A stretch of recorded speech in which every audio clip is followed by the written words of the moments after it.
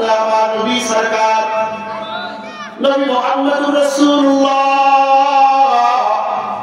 আওয়াজ করে সবাই বলেন সাল্লাল্লাহু আলাইহি ওয়াসাল্লাম।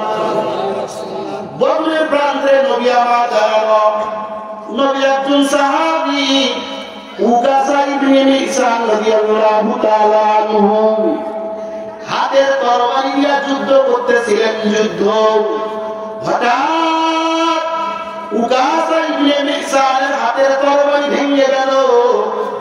উকাসা ইবনে মিহসান রাদিয়াল্লাহু তাআলা আনহু দৌড় দিলেন নবীজির কাছে। ও পয়গম্বর, যেই তরবারি দিয়ে যুদ্ধ করতেছিলাম তরবারিটা তো ভেঙে গেল, কি করব? ওই সময়ে নবীর হাতে উরুজুম মিনান নাখলি, নবীর হাতে একটা খেজুরের ডাল ছিল। আপনার আমার নবী সরকারে তো আলম নবী হাতে সর্বদাই কোনো ডাল অথবা লাঠি থাকত।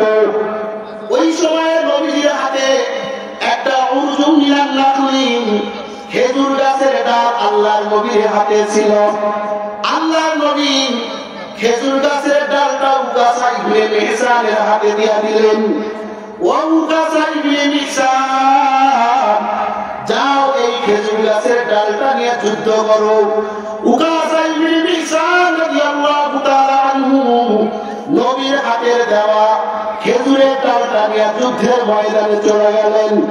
মুফাসসির মুহাদ্দিসিন বলেন উকাসা ইবনে মিহসান নবীজির হাতের খেজুরের ডালটা নিয়ে যখন যুদ্ধের ময়দানে চলে গেলেন, নবীজির হাতের স্পর্শ আর বরকতে মিহসান উকাসা ইবনে মিহসানের হাতের লাঠিটা আর খেজুরের ডালটা ধার ও তরবারি হয়ে গেল। আর একটু আওয়াজ করে বলুন সুবহানাল্লাহ। আপনাদের কাছে প্রশ্ন, গাইবান্ধার মানুষ, 100 সাপকে আপনি রাখবেন আর পয়গম্বর একটা তরবারি দিয়ে বলেন 100 সাপকে কাটা যাবে কি যাবে না? সবাই বলেন কিন্তু 100 সাপ মিলে বলেন তরবারি পয়গম্বরী ধারালো কোনো তরবারিকে ভাঙতে পারবেনি। তার পয়গম্বরের মুসার থেকেও আপনার আমার নবীর হাতের লাঠি মুজেজা বড় কিনা বলেন? এজন্য নবীর ভালোবাসা আপনার আমার কলমে রাখা লাগবে। কেমন? যেমন যাচ্ছিল হযরতে বেলাল। আওয়াজ করে বলুন সুবহানাল্লাহ। নবীর সাহাবী হযরতে বেলাল পয়গম্বরের বিশিষ্ট সাহাবীর নাম হযরতে বেলাল। বেলাল দেখতে তেমন সুন্দর ছিল না, বেলালের নাকটা ছিল মোটা মোটা, বেলালের কানগুলা মোটা মোটা, দেখতে ভীষণ কালো ছিল বেলাল। শব্দ ঠিকমতো উচ্চারণ করতে পারতেন না, কিন্তু বেলালের কলবের মধ্যে নবীর ভালোবাসায় ভরপুর। আওয়াজ করে বলুন সুবহানাল্লাহ। বেলালের কানে আওয়াজ চলে গেল, বেলাল মসজিদে নববীতে আর তো ইমামতি নবীজি কোনদিন করবে না। কেন? রাসূলের সাহাবী মসজিদে নববীতে কেন আর রাসূল কোনদিন ইমামতি করবে না? নবীজি সাহাবী ডাক দিয়া বলে, বেলাল জানসনি আল্লাহর নবী দুনিয়ার জমিন থেকে চলে গেছেন, আর কোনদিন নবী মসজিদে নববীতে ইমামতির জন্য আসবে না। বেলাল আফ্রিকান কারো বেলাল তখন এই কোরআনের প্রতিজ্ঞা করলেন যে এই মসজিদে নববীর মধ্যে আমার নবী আর কোনদিন ইমামতির জন্য আসবে না। আমি বেলাল আজ থেকে কোরআনের প্রতিজ্ঞা করে ফেললাম, আর কোনদিন আমি বেলাল মসজিদে নববীতে মুয়াজ্জিন হিসাবে যাব না। যেই কথা সেই কাজ।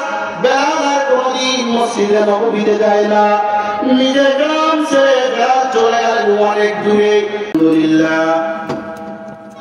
আলহামদুলিল্লাহি ওয়া কাফা ওয়া সালামুন আলা ইবাদিহিল্লাযীনা ইসতাফা।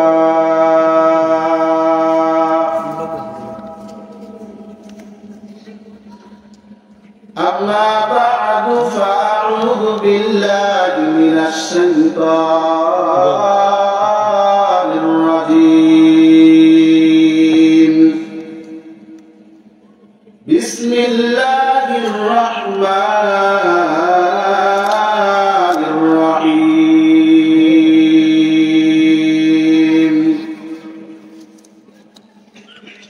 قد أفلح من تزكى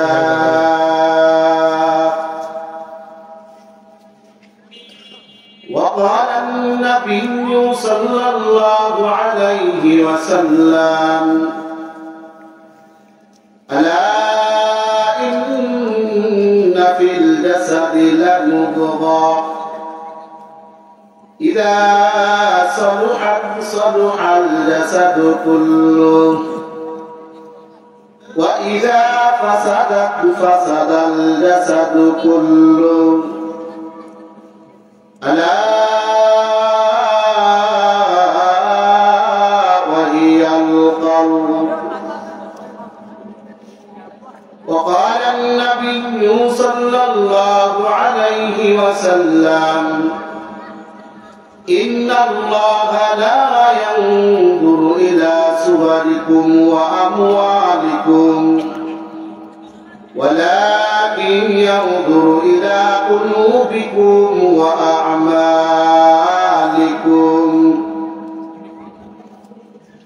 صدق الله مولانا العظيم وصدق رسوله النبي الأمي الكريم.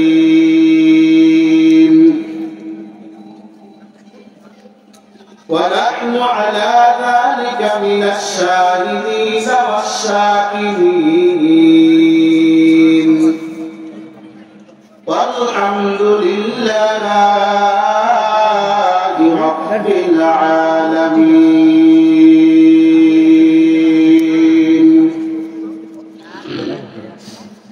اللهم صل على روح محمد في الأرواح وعلى جسد محمد في الأجساد وعلى قلب محمد في القلوب وعلى قبر محمد في القبور. سبحانك لا علم لنا إلا ما علمتنا إنك أنت العليم الحكيم.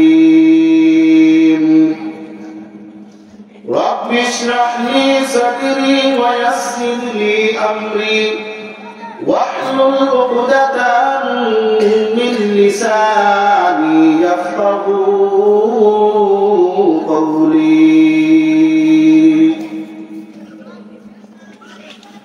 मैं तो मजबूर हो सैयद आलम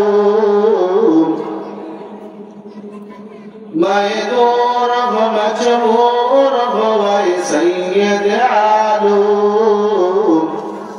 दीदार दिखाते नहीं आवाज सुना दो दीदार दिखाते नहीं आवाज सुना दो।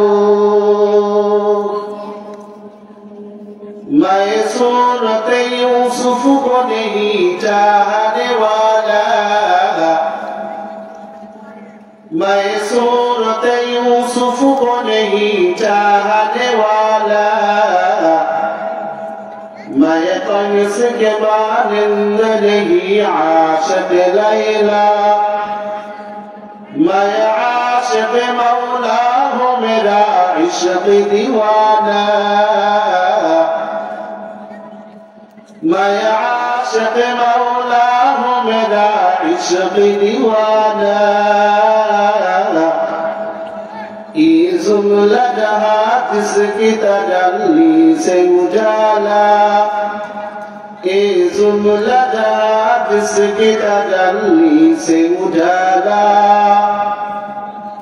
आशिक हो बिरादर शहंशाह दो आलम आशिक हो बिरादर शहंशाह दो आलम मिश्कों से ज़्यादा मुबारक जिसका फसीला मिश्कों से ज़्यादा मुबारक जिसका फसीला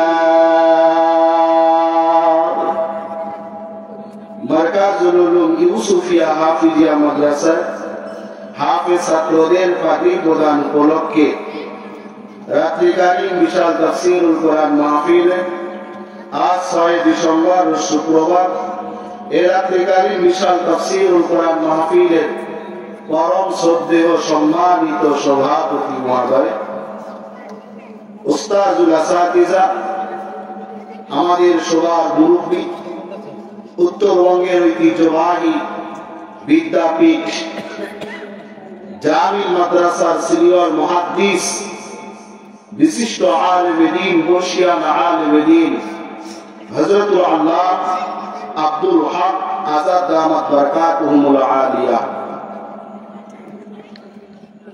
आज के महफिल प्रधान मेहमान हजरत मौलाना मुफ्ती अताउल्लाह निजामी बारकाल्लाहु फी हयातिही तय्यिबा জাতির শ্রেষ্ঠ সন্তান হযরতে উলামায়ে কেরাম আমার সামনে বসা বিভিন্ন অঞ্চল থেকে আগত আল্লাহ পাকের আশিকিন জাকিরিন মুহিব্বিন মুরব্বিয়ানে ইজাম সমবয়সী যুবক ভাই ছেলের ছোট ভাই পর্দার আড়ালে অবস্থানরত সম্মানিতা মা ও বোনেরা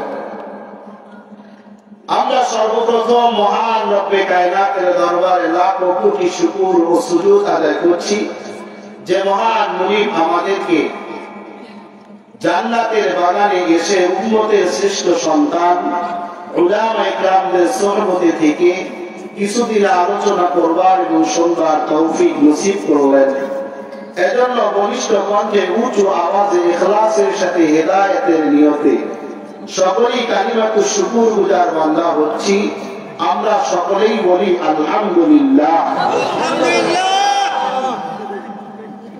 আমাদেরকে সৃষ্টি করেছেন কোন মালিক মালিকের নাম বলা যাবে কি আল্লাহ সবাই একটু উঁচু আওয়াজে বলেন আমাদের সৃষ্টিকর্তার নাম কি আল্লাহ আরেকটু আওয়াজ দিয়ে বলেন আমাদের সৃষ্টিকর্তার নাম কি আল্লাহ মাহফিল পর্যন্ত যেই মালিক আমাদের তৌফিক দিয়া পৌঁছাইলেন ওই মালিকের নাম কি আল্লাহ আপনাকে আমাকে সৃষ্টি করেছেন আল্লাহ তিন লোকমা রিজিকের ব্যবস্থা করেন আল্লাহ আবার যদি আল্লাহ চাহেন ঘরে ফিরে নেবেন সেই মালিকের নাম হলো আল্লাহ আল্লাহ যদি আপনাকে আমাকে সৃষ্টি করে থাকেন আল্লাহ যদি আপনাকে আমাকে রিজিক দেন তাহলে আল্লাহর নাম নিতে কি কোন প্রকার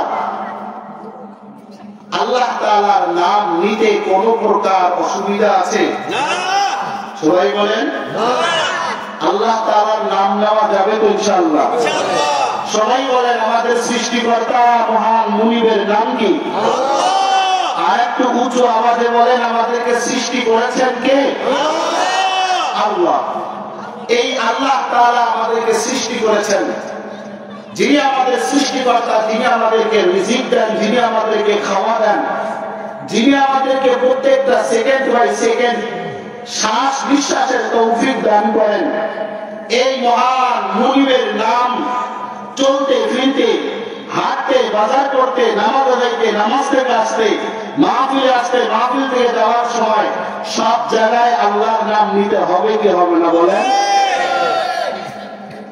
এই জায়গায় আল্লাহর নাম নেওয়া হচ্ছে কোরআনের ও হাদিসের আলোচনা চলতেছে এরপরেও যে কিছু মানুষ রাস্তাঘাটে বাজারে গ্যাদারিং করতেছে আচ্ছা বাজান বলেন আজকের এই মাহফিলটা রাত 12টা বা 1টা হয়ে গেলে আখেরি মুনাজাত হয়ে গেলে কালকে কি আবার এই মারকাজুল উলুম ওয়ালারা আপনাদেরকে এত সুন্দর একটা জান্নাতি পরিবেশ করে দিবে যে কোরআন হাদিস শোনার জন্য না তার মানে বোঝা গেল আজকের রজনী চলে গেলে এত সুন্দর কোরআন ও হাদিসের মজমা আর জান্নাতের বাগান আর পাওয়া যাবে না। কিন্তু বাজারে আড্ডা দেওয়ার জায়গা থাকবে কি থাকবে না বলেন? তো যারা কপাল পুড়ে গেল এত সুন্দর একটা জান্নাতের বাগান কিন্তু আইসা বৈশা নিজের জিন্দেগির গুনাহ মাফ করে দিতে পারলো না, তাদের মতো কপাল পড়া মনে হয় এই দুনিয়ার উপরে একটাও নেই।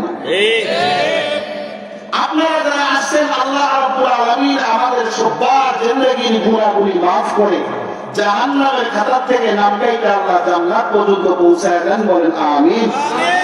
আমাদেরকে সৃষ্টি করেছেন এই মহান মুনিব, সেই মহান মুনিবের নাম কি? আল্লাহ। এই আল্লাহ তাআলার নাম নিতে গিয়ে, আল্লাহর নাম বলতে গিয়ে, আল্লাহর নামের উপরে কথা বলতে গিয়ে, আল্লাহর সৃষ্টি, আল্লাহর দেওয়া, আল্লাহর বাণী কোরআনে কারীম নিয়ে কথা বলতে গিয়ে, আল্লাহর দুনিয়ার শ্রেষ্ঠ মাখলুক, আল্লাহ তাআলার সৃষ্টি জগতের মধ্যে শ্রেষ্ঠ মাখলুক, আপনার আমার নবী, শেষ নবী, হায়াতুন নবী, নবী মুহাম্মদুর রাসূলুল্লাহ সাল্লাল্লাহু আলাইহি ওয়াসাল্লামের বাণী নিয়ে কথা বলতে গিয়ে, নবীকে নিয়ে কথা বলতে গিয়ে যদি কখনো বাধা হয়, বাধার সম্মুখীন হয়, তাহলে কি বাধাকারীর বাধা মানা যাবে? বাধা মানা যাবে? কোন বাধাকারী যদি তরবারি নিজের গর্দানের মধ্যে ধরে বলে আল্লাহর নাম নেওয়া যাবে না, আল্লাহর নাম নিয়ে তোমার গর্দান থেকে কল্লা উড়িয়ে দিব, তোমার বুকের মধ্যে পিস্তল মেরে, বুলেট মেরে তোমার বুকটা ঝাঁঝরা করে দিব। যারা সত্যিকারের ঈমানদার তারা বুলেটকেও ভয় পায় না, ছুরিকেও ভয় পায় না। বেঈমান আর বদমাইশ আর বেঈমানদের ওই চোখ রাঙানি, চোখ বাগানি আর তাদের কোনো ধমকি হুমকিকেও ভয় সর্বদা কার নাম নিতে হবে? আওয়াজ করে বলেন, আল্লাহর নাম নিতে হবে। আল্লাহ তাআলা আমাদেরকে আল্লাহ তাআলার নাম বেশি বেশি জপার তৌফিক দান করেন, বলেন আমিন। সম্মানিত হাজির, আপনারা যারা এখানে এসেছেন, আপনারা সবাই কি জান্নাতে যাইতে চান? কে কে জান্নাতে যাইতে চান? আল্লাহ, আমরা যারা হাত তুললাম আমাদের সবাই জান্নাত ফয়সালা করেন, বলেন আমিন। বাইরে যারা আছে রাস্তাঘাট বাজারে, তারাও কি জান্নাতে যাইতে চায়? চায় না? এই যে আপনার রথের বাজার এলাকার আশেপাশে যত বাড়িঘর আছে সবাই জান্নাতে যাইতে চায়, চায় না? সবাই জান্নাতে যাইতে চায়। ধৈর্য ধরে জিজ্ঞাসা করবেন, তুমি কি আসলে জান্নাতে যাইতে চাও? সে বলবে, অবশ্যই আমি জান্নাতে যাইতে চাই। জান্নাতে যাইতে চায় না? সবাই আমরা কোথায় যাইতে চাই? জান্নাতে যাইতে চাই। আমরা সবাই জান্নাতে যাইতে চাই। আল্লাহ আমাদের সবার নামগুলি জান্নাতের খাতায় লিপিবদ্ধ করেন, বলেন আমিন। এই রথের বাজার এলাকার আশেপাশে মানুষ সুদখোর নাই, বেনামাজি নাই, রোজা করে না এমন মানুষ নাই, ওলামায়ে কেরামের বিরুদ্ধে লিস্টি করেছে এমন মানুষ নাই, মিথ্যা কথা বলে এমন মানুষ নাই।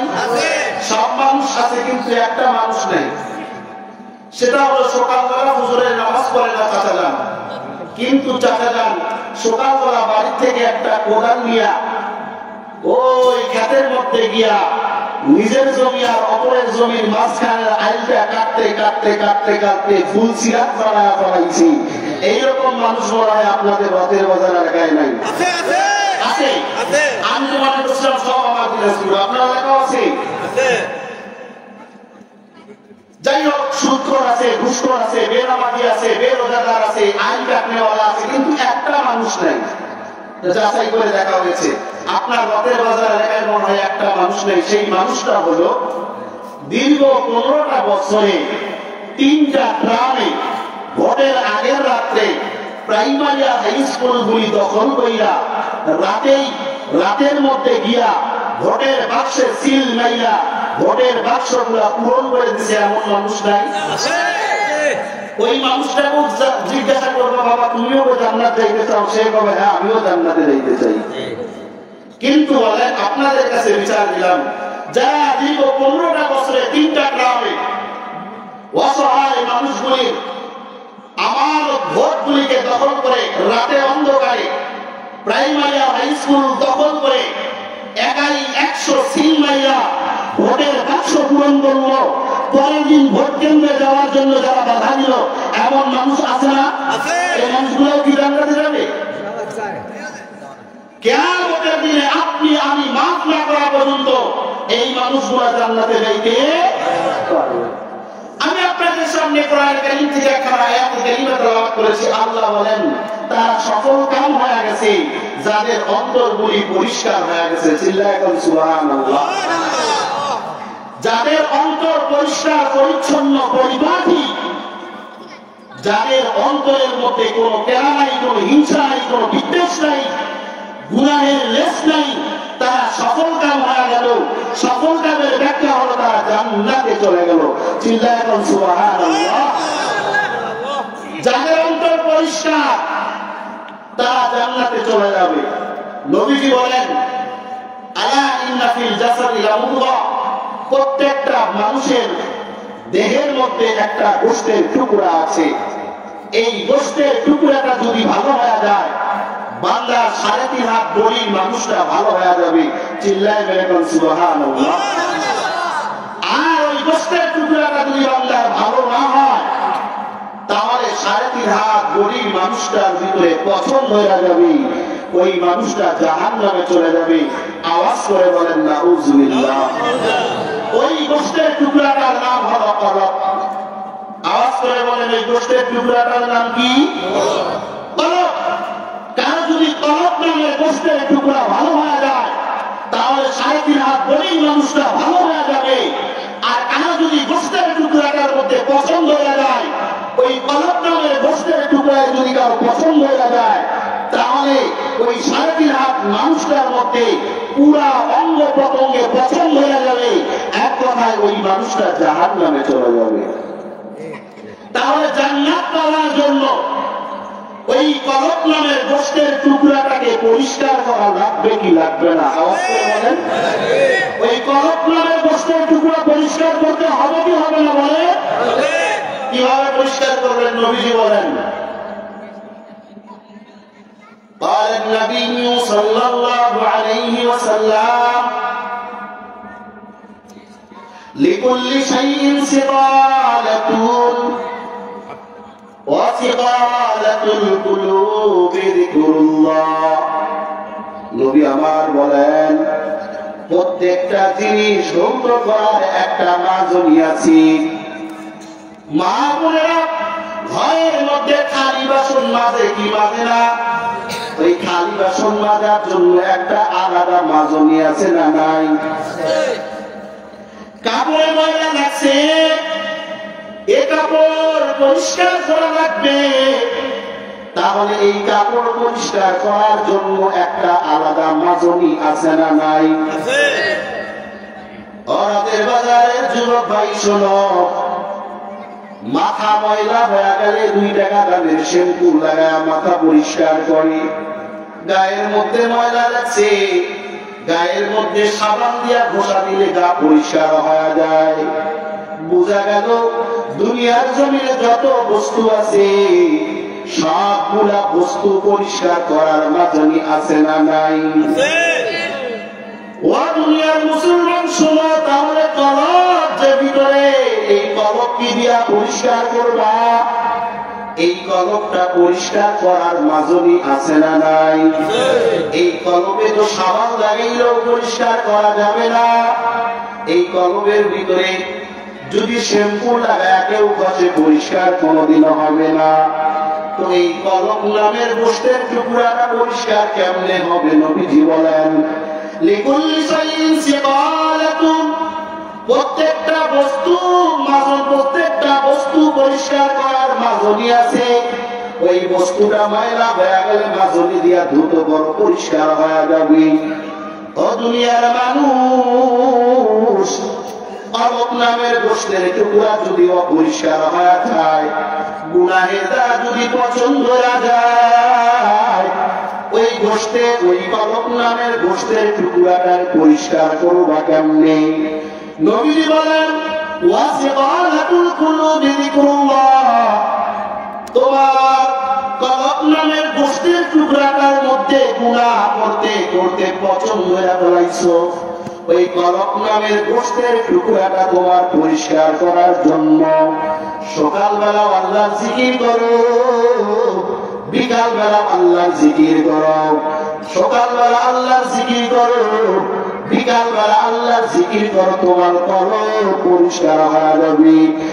আর যাদের কলব পরিষ্কার, কলবে সালিম নিয়ে যদি কেউ ময়দানে বাসরে উঠতে পারে, তার কলব যদি পরিষ্কার হয়ে যায়, আমার নবী বলেন আল্লাহ তারে জান্নাত দিয়া দিবে। চিল্লায় এখন সুবহানাল্লাহ। তাহলে এই কলব পরিষ্কার করা লাগবে কি লাগবে না? সবাই বলেন কলব পরিষ্কার করা লাগবে কি লাগবে না? কলব পরিষ্কার হবে বেশি বেশি মিথ্যা বললে। বেশি বেশি মিথ্যা বললে কলব পরিষ্কার হবে? নামাজ কাজা করলে কলব পরিষ্কার হবে না। কলব পরিষ্কার করার অনেকগুলি মাধ্যম আছে। এই অনেকগুলি মাধ্যমের মধ্য থেকে আপনার আমার এই পচন ধরা কলবটাকে পরিষ্কার করার জন্য যতগুলো মাধ্যম আছে সবগুলি এই সংকীর্ণ সময়ে বয়ান করে শেষ করা সম্ভব নয়। আমি আপনাদের সামনে একটা বিষয় নিয়ে আলোচনা করব, তা হলো আপনার আমার পচন ধরা কলবটাকে যদি পরিচ্ছন্ন তলব করতে চান, পরিপাটি তলব করতে চান, পরিষ্কার তলব করতে চান, তাহলে যতগুলা মাধ্যম আছে সবগুলা মাধ্যমের মধ্য থেকে অন্যতম একটা মাধ্যম হলো আপনার আমার নবী, শেষ নবী, হায়াতুন নবী, নবী মুহাম্মদুর রাসূলুল্লাহ সাল্লাল্লাহু আলাইহি ওয়াসাল্লামের মহব্বত কলবের মধ্যে জায়গা দিতে হবে। নবী পাকের মহব্বত যদি কলবের মধ্যে জায়গা পেয়ে যায়, আর নবী পাকের মহব্বত যদি কলবে কেউ জায়গা দিয়ে দেয়, তাহলে তার কলবটা আস্তে আস্তে অপরিচ্ছন্ন অপরিপাটি কলবটা আস্তে আস্তে নবীর মহব্বতের কারণে আস্তে আস্তে পরিষ্কার আর পরিচ্ছন্ন পরিপাটি হয়ে যাবে। সবাই চিল্লায় এখন সুবহানাল্লাহ। নবীর ভালোবাসার মহব্বত কলবের ভিতরে জায়গা দিতে হবে। কেন? আপনার আমার নবীকে আল্লাহ তাআলা এই পৃথিবী ও পৃথিবীর মধ্যে এই 7 আসমান আর 7 জমিনের মধ্যে যা কিছু আছে সবার থেকে আল্লাহ তাআলা আপনার আমার নবীকে শ্রেষ্ঠ করে বানাইছেন। চিল্লায় এখন সুবহানাল্লাহ। আসমানের যে শ্রেষ্ঠত্ব নাই, জমিনের যে শ্রেষ্ঠত্ব নাই, আসমানের থেকেও আপনার আমার নবী শ্রেষ্ঠ, জমিনের থেকেও আপনার আমার নবী শ্রেষ্ঠ। এজন্য নবীর ভালোবাসা আপনার আমার ভিতরে, আপনার আমার কলবের ভিতরে জায়গা দিতে হবে। শুধু কি তাই? আল্লামা জালালউদ্দিন সুয়ুতী রাহমাতুল্লাহি আলাইহি বলেন, পৃথিবীর শুরুলগ্ন থেকে এক কথাই বাবা আদম থেকে নবী মুহাম্মদুর রাসূলুল্লাহ সাল্লাল্লাহু আলাইহি ওয়াসাল্লাম পর্যন্ত আল্লাহ যতগুলি পয়গম্বর পাঠাইছেন, সবগুলি পয়গম্বরকে যে মুজিজা দান করেছেন, আপনার আমার নবী, শেষ নবী, হায়াতুন নবীকে আল্লাহ তাআলা তার থেকেও বেশি মুজিজা দান করেছেন। চিল্লায় বলেন সুবহানাল্লাহ। আল্লামা জালালউদ্দিন সুয়ুতী রাহমাতুল্লাহি আলাইহি আরেকটু বাইরে গিয়ে বলেন, আযমা মিনহা, বাবা আদম থেকে মুহাম্মদুর রাসূলুল্লাহ সাল্লাল্লাহু আলাইহি ওয়াসাল্লাম পর্যন্ত আল্লাহ যত নবী পাঠাইছেন, যত নবীকে যত প্রকার মুজিজা দান করেছেন, তার থেকে বেশি মুজিজা আপনার আমার নবীকে তো আল্লাহ দান করেছেনই। এমনকি বাবা আদম থেকে নবী মুহাম্মদুর রাসূলুল্লাহ পর্যন্ত যত মুজিজা, যত নবীকে আল্লাহ দান করেছেন, সবার থেকে বড় মুজিজা, বড় বড় মুজিজা আল্লাহ তাআলা আপনার আমার নবীকে দান করেছেন। চিল্লায় এখন সুবহানাল্লাহ। একটা মিসাল দিয়ে আপনারা বুঝবেন। পয়গম্বর মুসা আলাইহিস সালাতু ওয়াস সালামের কথা আপনারা জানেন। পয়গম্বর মুসা আলাইহিস সালাতু ওয়াস সালামকে আল্লাহ একটা মুজিজা দিয়েছিলেন, একটা হাতে লাঠি দিয়েছিলেন। লাঠিটা জমিনে চাললেই সাপ হয়ে যেত। কথা বলে ঠিক কিনা? পয়গম্বর মুসা যখন এই লাঠিটা জমিনের মধ্যে ছাড়তেন, সঙ্গে সঙ্গে লাঠিটা কি হয়ে যেত? সাপ হয়ে যেত। তার পয়গম্বর মুসা আলাইহিস সালামের হাতের লাঠি কি হয়ে যায়? সাপ হয়ে যায়।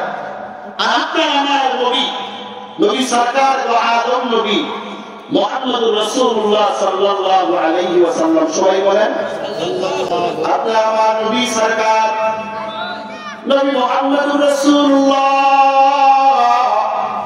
আওয়াজ করে সবাই বলেন সাল্লাল্লাহু আলাইহি ওয়াসাল্লাম। বদরের প্রান্তে নবী আমার দাঁড়ানো, নবী একজন সাহাবী উকাসা ইবনে মিহসান রাদিয়াল্লাহু তাআলা আনহু হাতের তরবারি দিয়ে যুদ্ধ করতেছিলেন। যুদ্ধ হঠাৎ উকাসা ইবনে মিহসানের হাতের তরবারি ভেঙে গেল। উকাসা ইবনে মিহসান রাদিয়াল্লাহু তাআলা আনহু দৌড় দিলেন নবীজির কাছে, ও পয়গম্বর, যেই তরবারি দিয়ে যুদ্ধ করতেছিলাম তরবারিটা তো ভেঙে গেল, কি করব? ওই সময়ে নবীর হাতে উরজুম মিনান নাখলি, নবীর হাতে একটা খেজুরের ডাল ছিল। আপনার আমার নবী সরকারে দো আলম নবী হাতে সর্বদাই কোনো ডাল অথবা লাঠি থাকতো। ওই সময়ে নবীর হাতে একটা উরজুম মিনান নাখলি, খেজুর গাছের ডাল আল্লাহর নবীর হাতে ছিল। আল্লাহর নবী খেজুর গাছের ডালটা উকাসা ইবনে মিহসানের হাতে দিয়া দিলেন। ও উকাসা ইবনে মিহসান, যাও এই খেজুর গাছের ডালটা নিয়ে যুদ্ধ করো। উকাসা ইবনে মিহসান রাদিয়াল্লাহু তাআলা আনহু নবীর হাতের দেওয়া খেজুরের ডালটা নিয়ে যুদ্ধের ময়দানে চলে গেলেন। মুফাসসিরিন আর মুহাদ্দিসিন বলেন উকাসা ইবনে মিহসান নবীজির হাতের খেজুরের ডালটা নিয়ে যখন যুদ্ধের ময়দানে চলে গেলেন, নবীজির হাতের স্পর্শ আর বরকতে মিহসান উকাসা ইবনে মিহসানের হাতের লাঠিটা আর খেজুরের ডালটা ধার ও তরবারি হয়ে গেল। আর একটু আওয়াজ করে বলো সুবহানাল্লাহ। আপনাদের কাছে প্রশ্ন, গাইবান্ধার মানুষ, 100 সাপকে আপনি রাখবেন আর পয়গম্বর একটা তরবারি দিয়ে বলেন 100 সাপকে কাটা যাবে কি যাবে না? সবাই বলেন কিন্তু 100 সাপ মিলে বলেন তরবারি পয়গম্বরী ধারালো কোনো তরবারিকে ভাঙতে পারবেনি। তার পয়গম্বরের মুসার থেকেও আপনার আমার নবীর হাতের লাঠি মুজেজা বড় কিনা বলেন? এজন্য নবীর ভালোবাসা আপনার আমার কলমে রাখা লাগবে। কেমন? যেমন রাখছিল হযরতে বেলাল। আওয়াজ করে বলুন সুবহানাল্লাহ। নবীর সাহাবী হযরতে বেলাল পয়গম্বরের বিশিষ্ট সাহাবীর নাম হযরতে বেলাল। বেলাল দেখতে তেমন সুন্দর ছিল না, বেলালের নাকটা ছিল মোটা মোটা, বেলালের কানগুলা মোটা মোটা, দেখতে ভীষণ কালো ছিল বেলাল। শব্দ ঠিকমতো উচ্চারণ করতে পারতেন না, কিন্তু বেলালের কলবের মধ্যে নবীর ভালোবাসায় ভরপুর আওয়াজ মেরে বলুন সুবহানাল্লাহ। বেলালের কানে আওয়াজ চলে গেল, বেলাল মসজিদে নববীতে আর তো ইমামতি নবীজি কোনদিন করবে না। কেন? রাসূলের সাহাবী মসজিদে নববীতে কেন আর রাসূল কোনদিন ইমামতি করবে না? নবীজি সাহাবী ডাক দিয়া বলে, বেলাল জানসনি আল্লাহর নবী দুনিয়ার জমিন থেকে চলে গেছেন, আর কোনদিন নবী মসজিদে নববীতে ইমামতির জন্য আসবে না। বেলাল আফ্রিকান কারো বেলাল তখন এই কোরআনের প্রতিজ্ঞা করলেন যে এই মসজিদে নববীর মধ্যে আমার নবী আর কোনদিন ইমামতির জন্য আসবে না। আমি বেলাল আজ থেকে কোরআনের প্রতিজ্ঞা করে ফেললাম আর কোনদিন আমি বেলাল মসজিদে নববীতে মুয়াজ্জিন হিসাবে যাব না। যেই কথা সেই কাজ। বেলাল আর কোনদিন মসজিদে নববীতে যায় না। নিজের গ্রাম ছেড়ে বেলাল চলে গেলেন অনেক দূরে নবীর বিরহে। কেন থাকবো মদিনায়? কি কারণে থাকবো মদিনায়? যার মায়া নিয়ে মদিনায় থাকতাম সেই নবী তো আর নাই। নাই আমার নবী নাই, অতএব আমি আর মদিনায় থাকবো না। বেলাল চলে গেলেন পাহাড়ের কাছে গিয়া বেলাল তাঁবুটাই না রাত্রি যাপন করেন। একদিন, 2 দিন, 3 দিন, 40 দিন পর নবী আমার স্বপ্নে যোগে বেলালের সঙ্গে সাক্ষাৎ। ও বেলাল, তোমার ঘরে কি মায়া নাই? মসজিদে নববীতে কি আসতে মন চায় না? বেলাল রে, আমার মহাব্বত কি তোমার কলিজা থেকে ছেড়ে ফেললা নাকি? 1 দিন, 2 দিন, 3 দিন, 40 দিন হয়ে গেল, তুমি আজ পর্যন্ত মসজিদে নববীতে আসো না। আল্লাহর নবী স্বপ্নে যোগে বেলালের সঙ্গে সাক্ষাৎ করে চলে আসলেন। পরের দিনে বেলাল ইচ্ছা করলেন মসজিদে নববীতে চলে যাব। মসজিদে নববীতে বেলাল চলে আসতেছেন। এদিক দিয়ে সাহাবায়ে কেরামের মধ্যে এলান হয়ে গেল, নবীজির যুগের মুয়াজ্জিন বেলাল আজকে মসজিদে নববীতে ঢুকবেন। সব সাহাবায়ে কেরাম রাস্তার 2 পাশ দিয়ে দাঁড়ায় আছে। আসলে নবীর যুগের বেলাল 40 দিন হয়ে গেল, বেলালের কণ্ঠে আযান আর মদিনায় ভাসে না। বেলালের কণ্ঠে আযান আর মসজিদে নববীতে হয় না। বেলাল মসজিদে ঢুকে পড়লেন। সব সাহাবায়ে কেরাম আত্মহারা খুশিতে।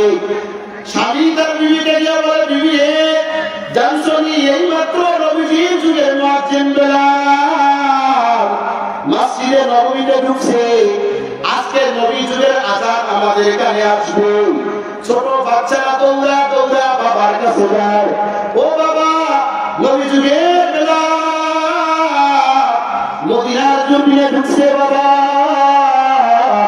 নবী যুগের আযান আবার আমরা শুনতে পারবো। পুরা মদিনায় খুশির রোল পড়ে গেল। বেলালকে এবার আবেদন করা হলো, বেলাল, বহুত দিন থেকে মসজিদে নববীতে তোমার ভাঙ্গা ভাঙ্গা কণ্ঠে আযান ভেসে আসে না। বেলাল রে, তোমার অনুরোধ তোমার কাছে, বেলাল, আজকে মসজিদে তুমি আযান, মসজিদে নববীতে আযান দিবা। বেলাল বলে, না,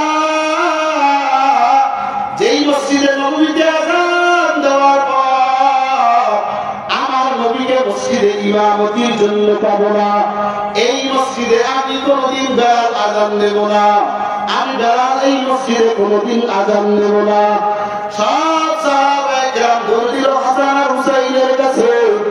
ও নবীর দুলাল হাসান, ও নবীর দুলাল হুসাইন, মদিনার জমিনে পদার্পণ করছেন বেলাল।